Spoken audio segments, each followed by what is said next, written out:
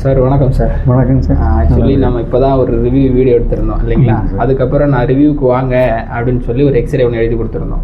First நீங்கள் என்கிட்ட வரும்போது இந்த எக்ஸ்ரே தான் நம்ம எடுத்துகிட்டு வந்தோம் இல்லைங்களா?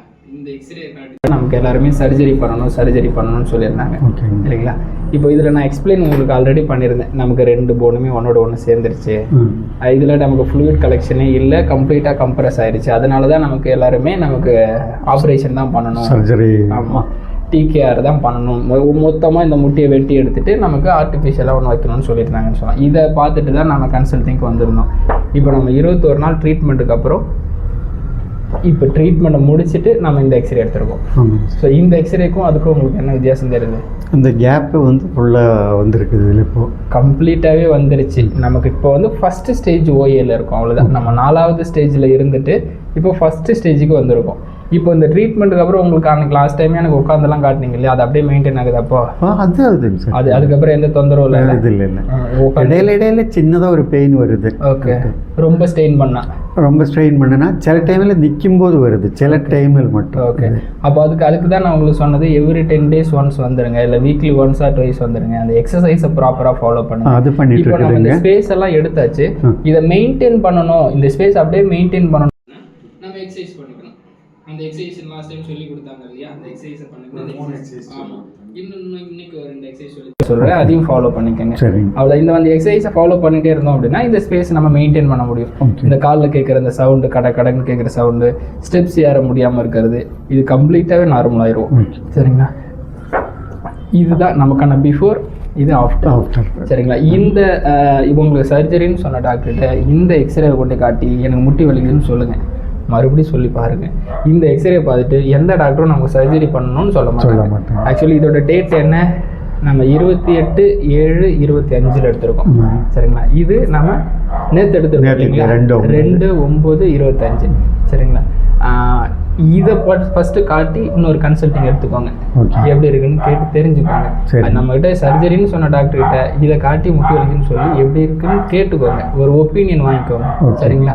அப்போது முட்டி தேய்மானத்தை திரும்ப ரீமாடலிங் பண்ண முடியுமானா, தேஞ்சது தான்.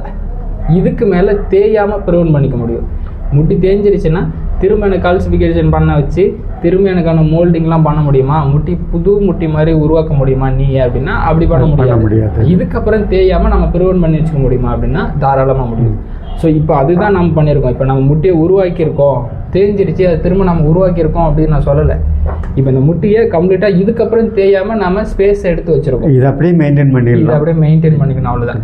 மெயின்டைன் பண்ணிட்டோம் அப்படின்னா நம்மளோட டில் எண்டு வரைக்கும் நமக்கு சர்ஜரி தேவைப்படாது. சரிங்களா? ஓகே. வேற எதுவும் சந்தேகம் இருக்கா?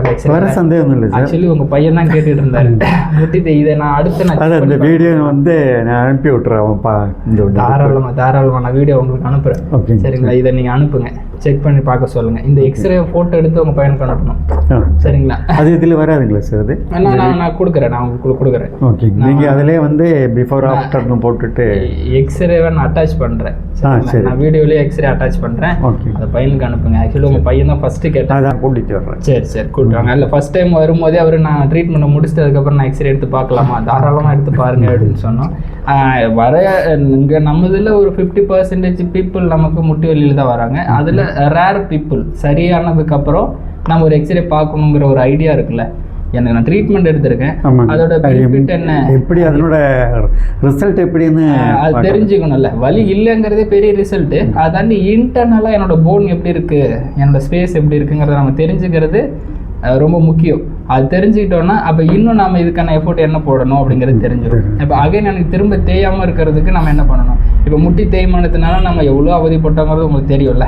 ஹாஸ்பிட்டலாக ஏறி இறங்கி நம்மளால் உட்காந்து எழுந்திருக்க முடியாமல், பாத்ரூம் போக முடியாமல் கஷ்டப்பட்டுருந்தோம்.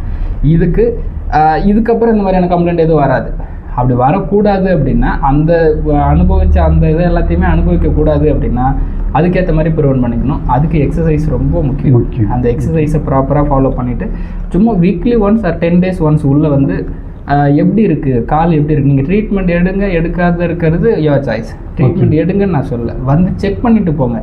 அவ்வளோதான். இப்போ எப்படி இருக்கோம், ஹெல்த்தியாக தான் இருக்குமா, ட்ரீட்மெண்ட் தேவைப்படுதா தேவைப்படலையா, எக்ஸசைஸ் இன்னும் ஆட் பண்ணணுமா வேணாமா, இதை மட்டும் பார்த்துக்கோங்க.